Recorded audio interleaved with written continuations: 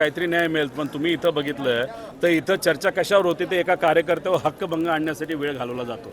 आज तुम्ही चर्चा करा ना सोयाबीनच्या शेतकऱ्यासाठी, या विदर्भाच्या विकासासाठी इथं नोकऱ्या आहेत का नाही आहेत, IT सेक्टरची काय परिस्थिती आहे, इन्फ्रास्ट्रक्चरची काय परिस्थिती आहे, पण त्याच्यावर तुम्ही चर्चा करण्यापेक्षा इगो हट या सभापतीचा तिकडं त्या ठिकाणी झाला आणि म्हणून तुम्ही इथं जर चर्चा या विषयावर करत असाल की कार्यकर्त्यावर हक्कभंग आणायचं की नाही आणायचा, मग कुठंतरी सामान्य लोकांचा जो वेळ आहे आणि या सरकारचा जो पैसा आहे, जो सामान्य लोकांचा टॅक्सचा पैसा हा हे सरकार वाया घालवते असं आपल्याला म्हणावं लागेल। असं वाटतं की विरोधी पक्ष संपवायचा आहे यांना, कोणाच ठेवायचं नाही असं आहे, पण शेवटी ज्याला संपवायचं होतं, अडचणीत आणायचं होतं, आपल्याकडे ओढायचं होतं, ते ओढून झालं। आम्ही मात्र त्या ठिकाणी सर्वजण लढतो।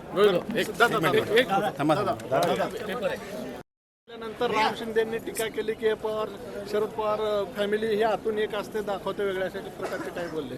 तुम्ही सभापती आहात, त्या पदाचा वापर महाराष्ट्राच्या हितासाठी करा, जरा चर्चा महाराष्ट्राच्या हिताची घडून आणा, नको त्या विषयामध्ये तुम्ही डोकं लावताय आणि तिथं तुमचे शब्द वाया घालवताय। मला एकच विचार, 2024चं माझं जेव्हा इलेक्शन होतं तेव्हा तुमचे नातेवाईक हॉटेलमध्ये कशाबरोबर सापडले हे जरा लोकांना त्या ठिकाणी सांगावं। ते कशाबरोबर नाचत होते, काय करत होते हे आम्हाला त्या ठिकाणी माहिती आहे। त्याच्या बाबतीत न बोलता नको त्या विषयामध्ये व्यक्तिगत जीवनामध्ये आम्ही काय करतो तो आमचा त्या ठिकाणी विषय आहे। संस्कृती जपणं हे आमच्या सगळ्यांसाठी फार महत्त्वाचं आहे। पारिवारिक संबंध जपणं हे संस्कृतीसाठी महत्त्वाचे असतात। ठीक आहे, तुम्ही तुमच्या पक्षाच्या माध्यमातून कुटुंब आणि पार्टी तिथं फोडत असला तो तुमचा तिथं विषय आहे, पण राहिला राजकीय विरोधक कुठल्याही पक्षातून जे सत्तेत आहेत ते जर चूक करत असेल तर त्या विरोधात बोलणारा कोण असेल तर मी आहे। सर आमदार मंत्र्यांचे पैशासकट सिरसाटांचे झालं होतं, त्याच्यावर तुम्ही काय केलं का सरकारने? त्या बाबतीत कुठेही काय केलं नाही। आज हा व्हिडिओ आहे, त्यामुळे ह्या सरकारमध्ये असणारे आमदार आणि नेते भरभरून त्या ठिकाणी पैसे खात आहेत, पण त्या बाबतीत सरकार कुठंच काय करणार नाही, कारण हे सरकार कॉन्ट्रॅक्टरचं सरकार आहे, गरीबाचं। सर काल बावनकुळेंनी असं बोललं की वेगळा विदर्भ हा आमचा अजेंडा आहे आणि त्यावर काम सुरू आहे।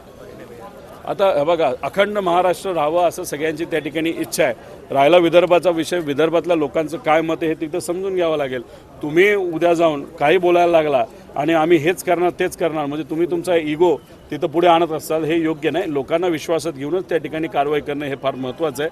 आज अख्खा महाराष्ट्र अडचणीत आहे, त्या बाबतीत तुम्ही काय करता हे सांगा। आणि आज नागपूरमध्ये अधिवेशन चालू असताना विदर्भावर चर्चा व्हायला पाहिजे होती का? चर्चा विदर्भावर नाही, पण कुठल्या तरी एका कार्यकर्त्यावर हक्कभंग आणण्यासाठी एक तास तिथं वाया घालवलं जातं।